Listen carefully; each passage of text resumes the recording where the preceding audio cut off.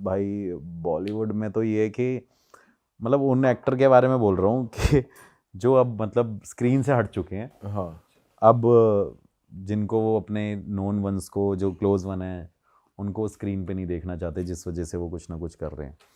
तो अभी एक मेरे पास रिसेंटली केस आया था, मतलब एक अननोन नंबर से ही वही फ़ोन मैसेज किया, उसने आइडेंटिटी अपनी बताई नहीं, बट उसने ये बोला कि हम भाई ऐसे ऐसे एक घर में रहते हैं और हम पहले बहुत फेमस थे, मतलब हम काम करते थे, हमारे पास अर्निंग सोर्स बहुत अच्छा था, लेकिन अब नहीं है। तो मैंने सोचा कि जनरली कोई ऐसे बंदा मैसेज कर रहा होगा, क्योंकि हर तरीके के लोग आते हैं भाई। तो तब तक उसने मैसेज टाइपिंग पे सब कुछ बताया स्टार्टिंग में, मतलब टीम ने देखा कि हाँ यार कुछ जेन्युइन लग रहा है तो देखेंगे। तो उसने बोला कि भाई सागर से बात करनी है सीधा। मैंने कहा चलो मैं भाई बात करता हूँ। जब मैंने बात करी तो उसने मेरे को सीधा बोला कि देखो ये नाम कॉन्फिडेंशियल रहना चाहिए। हाँ बस ये है कि मेरी लाइफ हेवन से हेल हो चुकी है, अच्छा मुझे इस चीज़ से निकाल दो। तो वो बंदी जो थी उसने क्या कहते हैं, जितना भी मतलब काला जादू किया, ब्लैक मैजिक किया, सबसे बड़ी बात ये भी है, चलो वो यहाँ पे रहती भी नहीं है अब। और वो क्या करती थी कि एक आधी जगहों पे मतलब टीवी पे आई, कहीं कहीं सारी जगह पे आई भी, लेकिन आने के बाद कहते हैं कि भाई फेम ना एक टेम्परेरी वो चीज़ है, कभी परमानेंट किसी के पास नहीं रह सकता। तो भाई वो रिस्पेक्ट रहती है। तो उसने बोला कि मेरे पास फेम भी था, रिस्पेक्ट भी थी, लेकिन अब मेरे पास कुछ नहीं बचा हुआ, तो अब मैं क्या करूं। तो मैंने कहा आपने किया क्या है। भाई लिटरली उस बंदी ने मुझे ये बात बोली कि मैंने ऐसी कोई क्रिया, कोई ब्लैक मैजिक, कोई ऐसा मतलब कह लो कि जादू नहीं छोड़ा जो मैंने खुद घर में ना किया हो। मैंने कहा कहाँ पे किया है। तो वो रहती बहुत भारी है, तो यूएसए में रहती थी।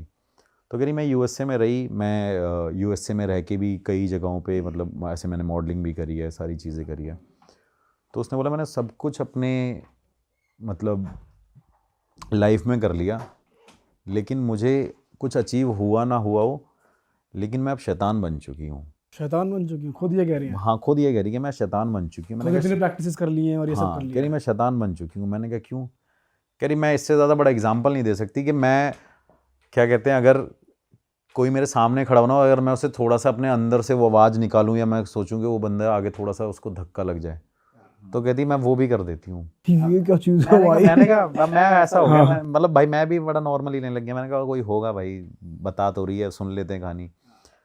तो जब ये सारी चीज़ें होगी, मैंने कहा यार मैडम आप अपनी आइडेंटिटी रिवील करो पहले, फिर उसके बाद पूरी, अभी तो आपने बता दिया कि मैं इसमें हूँ उसमें हूँ सारी चीज़ें हूँ। तो उसमें उसने बताया कि भाई मैं कई सारी जगहों पे चलो आ तो चुकी हूँ, लेकिन मेरा मोटिव ये है कि मैं मतलब सॉरी मैं पॉडकास्ट पे बोल रहा हूँ भाई, मेरे पे कोई केस मत लगा देना कि जितने अभी एक्टर एक्ट्रेसेस चल रहे हैं ना, मैं भाई किसी को आगे बढ़ना देखना नहीं चाहती, मैं चाहती हूँ सब खत्म हो जाए। मैंने कहा ये कौन सा थॉट है मैडम आपका। मैंने कहा इंडस्ट्री खत्म करने की बातें कर रही हूँ। मैंने कहा ऐसा नहीं होता। करिए ऐसा होगा एक दिन। मैंने कहा ऐसा कैसे हो जाएगा। तो कहती मैं हूँ ना यूएसए में। मैंने कहा भाई आप यूएसए में तो हो, लेकिन ये सब कुछ कर क्यों रहे हो। तो कह रही बस जेलेसी फैक्टर है, मैं जो बनना चाहती थी मैं वहाँ पहुँच नहीं पाई। तो उसने मुझे बताया कुछ ऐसे ऐसे लोगों के नाम कि भाई ये भी नाम है वो भी नाम है। फिर मतलब मैं भाई उस बात पे बिलीव 0% कर रहा था, लेकिन उसने जिस जिसके नाम बताए ना, तुम्हें क्या लगता है कि ये नहीं करती, तुम्हें क्या लगता है वो नहीं करता। मैंने कहा मैडम मुझे ही ना पता है, और मेरी कोई रिकॉर्डिंग मत कर लेना आप कि भाई मैं गांव में रहने वाला बंदा हूँ, भाई मेरे को तो कहीं तुम मरवा दोगे। तो भाई वो हीरोइन कहती है कि मैं सबको मार दूंगी। मैंने कहा भाई किसको मारोगे, कैसे मारोगे। मैं अब फिर मैं भी इंटरेस्ट दिखाता हूँ। अब वो भी बड़ी दिमाग से तेज़ होती है, फेस टाइम कॉल करती है कि बंदा कुछ कर ना पाए, कोई रिकॉर्ड ना हो पाए, कुछ ना हो पाए। तो वो अपनी आइडेंटिटी तो रिवील करती नहीं है। फिर वो ये कहती है कि मैंने सारे रिचुअल करे। अब रिचुअल बताता हूँ जो मैंने रिचुअल उससे सुने, जो मैंने आज तक नहीं सुने थे भाई। कि मैं हर महीने क्या कहते हैं, मतलब पता नहीं यार, मैं पॉडकास्ट में बोलूँगा मेरे लोग ही बोलेंगे यार क्या बातें कर रहा है। कि मैं हर महीने अपने ब्लड को, मतलब जो मेरा पीरियड टाइम आता है तो मैं अपने ब्लड को यूज़ करती हूँ, मैं अपनी फ्रेंड्स के ब्लड को कलेक्ट करती हूँ, फिर उसके बाद कुछ रिचुअल करती हूँ। मैंने कहा इससे क्या होता है? तो कहती इससे कुछ नहीं होता है कि जब जब ये एक पूरा टाइम आएगा ना, तो ये अगर ब्लड का छींटा भी, मैं जब इंडिया आऊँगी अगर मैंने ब्लड का छींटा भी किसी के पास ऐसे टच कर दिया तो देखना उसके साथ क्या होगा। मैंने कहा मैडम ये तो बड़ी नई चीज़ है जो आप बता रहे हो। तो कह रही हाँ ये सारी चीज़ें मैं अमेरिका में सीख रही हूँ। मतलब वो स्पेशली बंदी यहाँ से कह रही मैं आई सिर्फ अमेरिका में इसलिए हूँ कि मेरे को कोई ऐसा बंदा मिला जो मुझे ये सब कुछ सिखा रहा है। फिर वो कह रही कि मैं स्पम लेती हूँ, कलेक्ट करती हूँ लोगों का, उससे भी मैं कुछ रिचुअल सीख रही हूँ। मैंने कहा मैडम आप अच्छे भले यहाँ पे थे, काम वाम कर रहे थे, तो वापस लग जाओ कहीं ना कहीं। ये किस लाइन में आ गए? ये क्या कर रहे हो? तो कह रही नहीं भाई मेरे को रिवेंज लेना है। मैंने कहा किससे रिवेंज लेना है? ऐसा कि मेरे जब मेरा एक टाइम था तो उस टाइम पे मेरा लोगों ने साथ नहीं दिया और ऐसे परेशान हाँ, किया उसको परेशान बहुत। किया। उस बंदी ने मुझे अपनी आइडेंटिटी रिवील नहीं करी, मैं अभी भी बताता हूँ भाई। लेकिन उस बंदी ने जो बातें मुझे लोगों के लिए बताई ना, उससे मुझे पता चलता है कि भाई इस एक्टर के साथ ये चल रहा था, इस एक्टर के ड्राइवर ने मेरे को सोने के लिए बुलाया। तो सागर मैं क्या सोने वाली दिखती हूँ क्या? ड्राइवर सोने के लिए बुला रहा है? कि उस बंदे ने बोला कि भाई सर ने बोला है कि सर ने बोला है कि मैडम जल्दी फार्म हाउस पे पहुंचो। तो मैं क्या सोने वाली दिखती हूँ क्या? फार्म हाउस से तो वही याद आता भाई। ये दूसरा फार्म हाउस भी है भाई किसी का। भाई सबके ही होंगे अपने अपने इंडस्ट्री में। मैंने कहा नहीं देखो भाई पता है क्या है, मैं एक चीज सीखी, ये वो लोग करते हैं जो कुछ बन नहीं पाते ना, वो ये एक्टिंग करते हैं। वरना भाई इंडस्ट्री में भाई आपके पास नहीं है टैलेंट तो कोई चाहे डायरेक्टर हो चाहे कोई प्रोड्यूसर हो आपको क्यों बुलाएगा? तो जो ऐसी बात कर रहे हैं तो उससे ये पता चलता है कि हाँ भाई ऑब्वियस ही बात है वो एक्ट्रेस होगी, लेकिन उसके पास शायद वो टैलेंट नहीं हो जिस वजह से। तो अगर मैं सोने वाली नहीं हूँ तो मैं सो भी गाली दे के बोल रही थी, अगर मैं सो भी जाऊँगी तो क्या मेरे को वो मूवी दे देते क्या? उसके बाद पता नहीं कहाँ कहाँ लेके जाते मेरे को, फिर ये करते वो करते। तो मैंने कहा मैडम क्या है? कि नहीं मुझे रिवेंज लेना है कि मैं बस सक्सेस नहीं हो पाई, और मेरी लाइफ का मोटो था कि मेरे को सक्सेस होना है।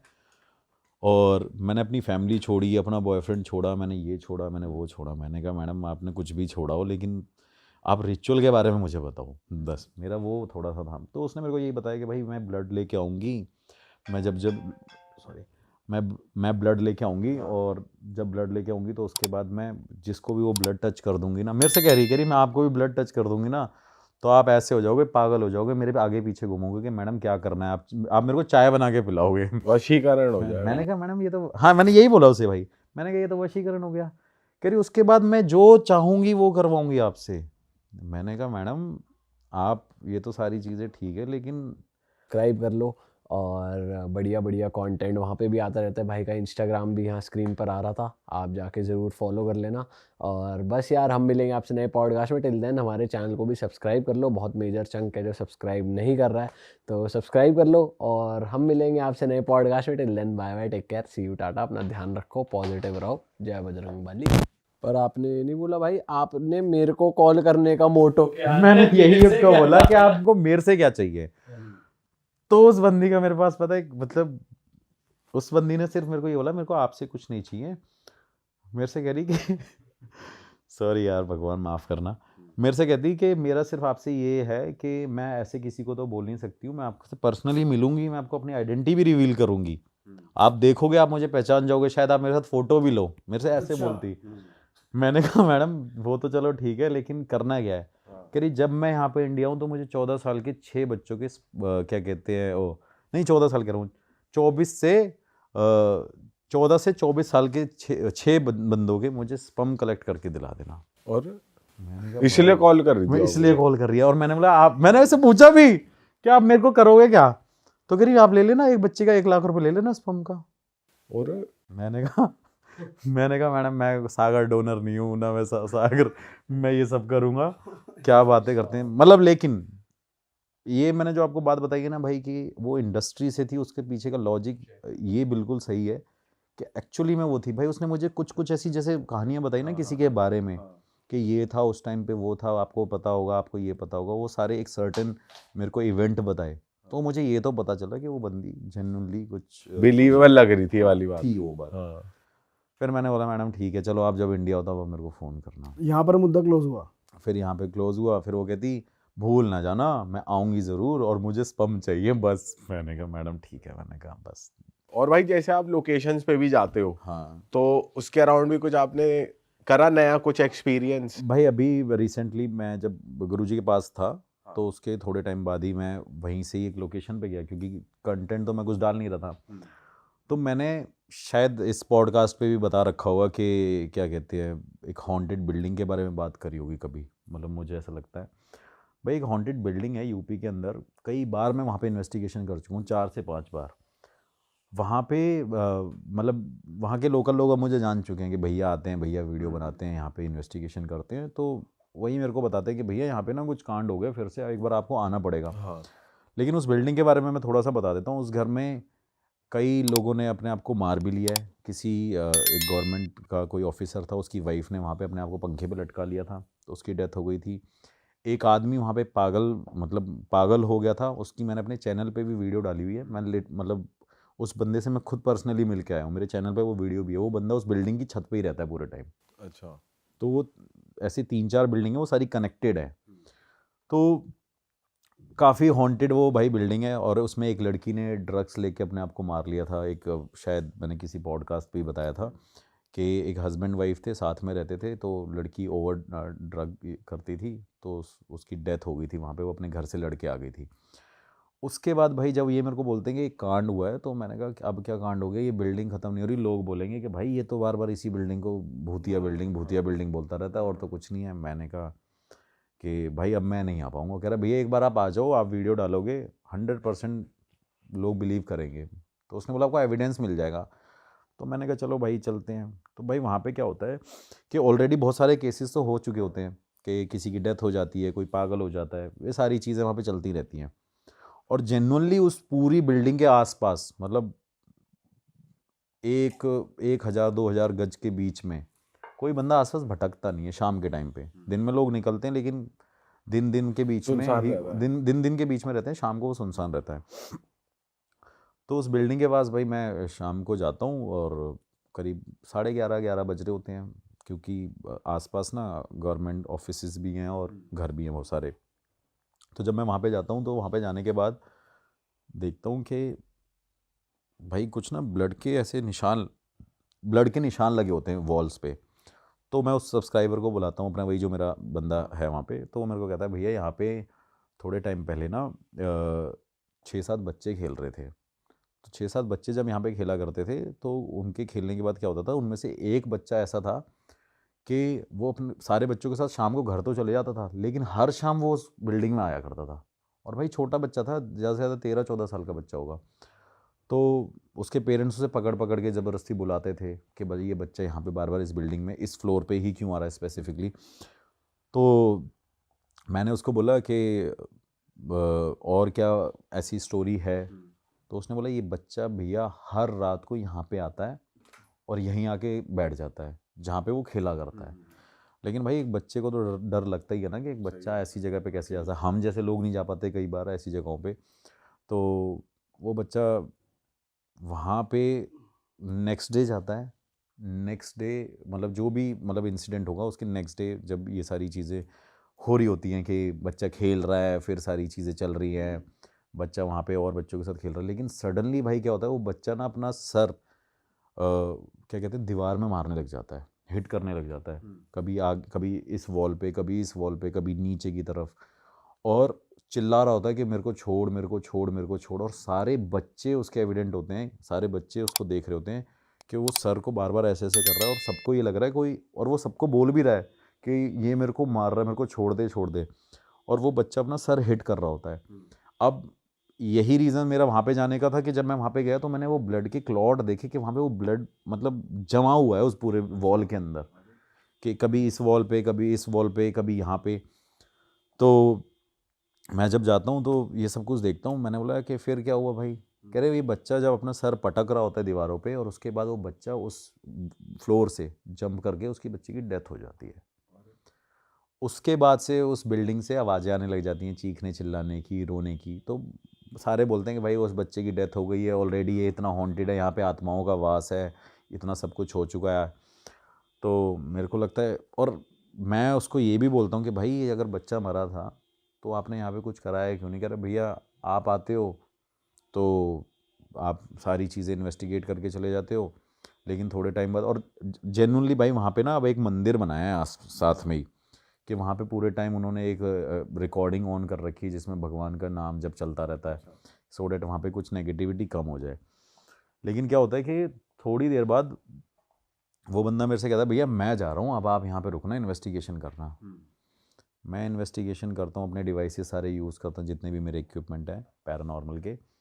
जब मैं भाई वहाँ पे कम्युनिकेट करता हूँ तो उस बच्चे से मेरा कम्युनिकेशन होता है कि क्या आप यहाँ पे हो, आपको किसी और ने मारा था? तो वो बोलते हैं कि हाँ यहाँ पे कोई और एंटिटी है जिस वजह से मेरी यहाँ पे डेथ हुई है। जब मैं सवाल कंटिन्यूसली पूछता रहता हूँ, फिर मैं वहाँ पे पूछता हूँ कि क्या वो यहाँ पे है?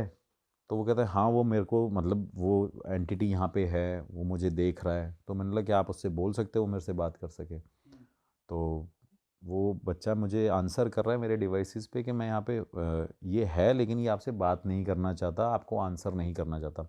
फिर मैं उसको रिक्वेस्ट करता हूँ कि अगर आप यहाँ पे हो तो मुझसे बात करने की कोशिश करो, आपका रीज़न क्या है यहाँ पे रहने का? तो वो बच्चा सारी चीज़ें कहता है कि भाई ये यहाँ पे है ज़रूर, लेकिन ये आपको आंसर नहीं कर रहा। तो मुझे लगता है कि भाई वहाँ पे कुछ ऐसी भी एंटिटी और हैं जिस वजह से ये बच्चा डिस्टर्ब हुआ होगा, तभी इसने वो किया। तो मैं उससे पूछता हूँ क्या यहाँ पे और भी एंटिटीज़ हैं? तो वो बच्चा आंसर कर रहा है कि वहाँ पे और भी आत्माएं हैं, ये सिर्फ अकेला नहीं है यहाँ पे, इसकी वजह से नहीं, बाकी और भी आत्माएं हैं। फिर उसके बाद भाई वही थोड़ी सी टेम्परेचर चेंज होता है, मतलब डिवाइस पे पता चलता है, अच्छा। हवा लगती है, बहुत सारी चीज़ें होती हैं। और एक लेज़र ग्रेड का भी मेरे पास डिवाइस है, मतलब वो अभी न्यू है, अभी कोई यूज़ भी नहीं करता। तो उसमें अब वो डिवाइस कैसे वर्क करता है, उसके अंदर ना इवेंट्स काउंट होते हैं। जैसे अगर कोई भी मूवमेंट होगी, तो जैसे एक डिवाइस रखा है, एक लेज़र पड़ रही है, लेज़र लाइट, अगर उस लेज़र लाइट के सामने ही कोई आएगा तभी उस डिवाइस के पास पता चलेगा कि यहाँ पे कोई आया हुआ है। और उस लेज़र में जब उस लेज़र के आसपास कोई होगा तो वो वर्क नहीं करेगा। जब उस लेज़र लाइट के सामने कोई आया, एक ग्रिड वॉल पे एक ग्रिड बन जाती है, अच्छा। एक पूरा पैनल बन जाता है एक तरीके का। तो उसके सामने कोई आएगा तो उस डिवाइस पे क्या होता है भाई, वो क्या कहते हैं, ऑटोमेटिकली उस पर डिवाइस काउंट होते हैं। जैसे अगर मैंने एक बार हैंड मूवमेंट करी उस लेज़र लाइट के आगे, तो उस पर 1 लिखाएगा, फिर 2 लिखाएगा। तो जब हम उस डिवाइस पे इन्वेस्टिगेशन कर रहे थे, तो वो डिवाइस हमारा इस तरफ रखा था, हम दूसरे डिवाइस पे कम्युनिकेट कर रहे थे, और मैंने पीछे की तरफ देखा तो उस डिवाइस पे 183 काउंट हो रखे थे, मतलब 183 बार वहाँ पे उस एंटिटी की मूवमेंट हुई है जब मैं उस बच्चे से कम्युनिकेट कर रहा हूँ। अरे भाई, अब कई लोग बोलते हैं कि भाई वो डिवाइस, मतलब कई डिवाइस है भाई, किसी को भरोसा होता है, किसी को नहीं होता है। लेकिन मैं उस डिवाइस को इतना ऑथेंटिक मानता हूँ कि भाई जब तक उसके सामने आप ऐसे करोगे ही नहीं, तब तक उसके ऊपर रीडिंग आएगी ही नहीं, वो तो उस पर वो काउंट आएगा ही नहीं। तो वहाँ पे जब मैं उस डिवाइस पे देखता हूँ 183 काउंट हो जाते हैं, और हम उस बच्चे से कम्युनिकेशन कर रहे हैं, और वो हम रिकॉर्ड नहीं कर रहे हैं। हमें लगा कि चल चला के छोड़ देते हैं, अगर कुछ होगा तो कुछ हो जाएगा, लेकिन 183 टाइम काउंट वहाँ पे होता है। और वो बच्चा बोलता है कि आपके पीछे ही तो है वो। फिर जैसे ही हम देख, और लॉजिक देखो कि जब वो हम पूछते हैं कि वो अभी कहाँ पे, वो कहता है, मैं कहता हूँ कहाँ पे है वो, मेरे सामने, आपके सामने, या हमारे पीछे है? तो वो कहता है आपके पीछे ही तो है वो। तो जैसे ही हम ऐसे पीछे की तरफ देखते हैं तो हम डिवाइस पे देखते हैं तो वो काउंट हमें दिखते हैं, वो रीडिंग दिखती है। उसके बाद भाई हम कम्युनिकेट करने की कोशिश करते हैं, वो बच्चा भी हमसे कम्युनिकेट करना बंद कर देता है। अरे वाह, आपने ये वीडियो यहाँ तक देख ली भाई, तुमने हमारी मेहनत सफल कर दिया। तुम ही लोग हो असली रियल हिट। और अगर आपको बहुत मज़ा आ रहा है ऐसी क्लिप्स में, ऐसी वीडियोस में, तो फटाफट जाइए प्लेलिस्ट पे, बिंज वॉच कीजिए और सारी वीडियोस देख डालो और मौज काटो। That is it. हम मिलेंगे नए पॉडकास्ट में, नए क्लिप में। Till then bye bye, see you, take care, do subscribe.